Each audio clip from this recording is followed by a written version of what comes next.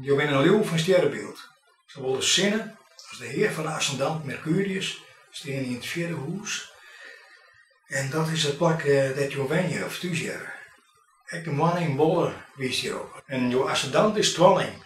Dat is een communicatief, creatief en spiritueel teken. En het verlet van afwisseling. Tweelingen zie je ook vaak overeenkomsten met andere mensen. De ascendant jouwt dan aan hoe je oorkomen op mensen. Maar dan even heel wat oors. Hè? Dat je binnenkamer voelt me een ding heel sterk op. Je hebt een hele mooie kleur blauw die om je heen hangt. Het is hemelsblauw, de kleur van het gebed van de zielen. En volgens mij wordt die kleur versterken door een andere entiteit. Die heel dicht bij jou zit. Dat is jouw zielenmaatje. Ken je ze? Dat je die ontmoet op mijn kwart moertjes zullen. Zijn energie is heel dicht bij die van jou. Wat mooi dat jou dat zegt. Die persoon had ik zeker nog net moeten als ik het vers wil weten. Ken je ook zien wanneer ik deze persoon moet zien? En daarvoor kunnen wij de tarotkaarten replassen. Deze kaarten laten het verliezen, het nou en de toekomst zien. En deze eerste kaart is de waai, maar de rutenvrouw. En de rutenvrouw staat voor een vamke wat alleenig is. En de waai wil zeggen dat er een karmaker worden moet. Dan komt de Heer. Dat wil zeggen dat jouw zielenmaatje elk moment moertje kennen. Je had recentelijk nog net een bijzondere moording gehad misschien? Nee, net dat ik weet. Nou, dat weet mij wel opvallend, denk ik. De eerste kaart is de vogels.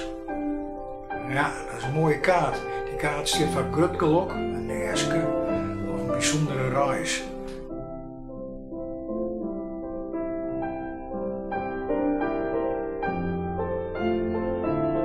Omdat de omstandigheden van je moeder pak ik nog even een kaart bij.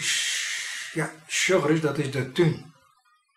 De tuin staat voor bijzondere moedings en zelfskip van nieuwsgierige, mogelijk kunstzinnige mensen. Misschien wil je ook met wat aan uitnodigen voor een feest. Wat spannend alweer. Heb je wel eens een vaak gevoel? Ja, dat had ik wel eens, ja. Dan viel ik het al in de buik nog voordat hij hem belt. Of ik dream iets dat later uitkomt. Is dat nu weer? Nee, dat is helemaal niet nu. Dat correspondeert op dat moment met jouw gevoel. En dan wil ik jou nog wat vertellen. En dan zit ik aan zo op het merk van alchemie. Dan ontstaat de steen van een wezen. Alles dat er onrekkend in goud verhoort. De koude de geheimen van het heelal.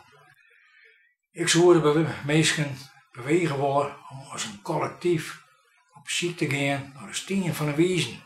En daarom heb ik de Heaven Exist beweging opgebracht. Dat klinkt wat als een commune of een secte. Vast net. Nog voor meer Heaven Exist plaatsen opzetten over de hele wereld. Dat de mensheid in ons geheel hetzelfde doel te handen worden. Nou, daar mag ik wel even over nadenken. Het klinkt wel goed. Maar als ik het zei, ja, dan zoek ik me dat ik heel nog een oer aan maken. Uw ondervinding is dat Heaven Exist niet alleen nog voor een weekendje is, maar voor een heel leven lang. Nou, wat zeg ik? Voor eeuwig.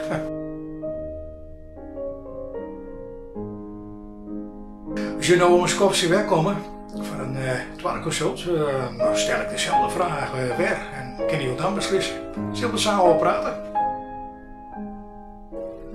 Ja, nou, laten we het samen doen.